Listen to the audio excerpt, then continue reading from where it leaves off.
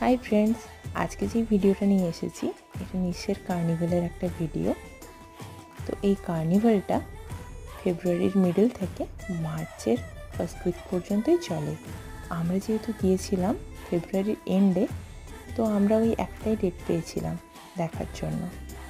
তো দেখো এখন প্যারেড স্টার্ট হয়ে গেছে। মোটামুটি 2 থেকে 2.5 ঘন্টা টাইম লাগে এই পুরোপুরি কার্নিভালটা কমপ্লিট হতে।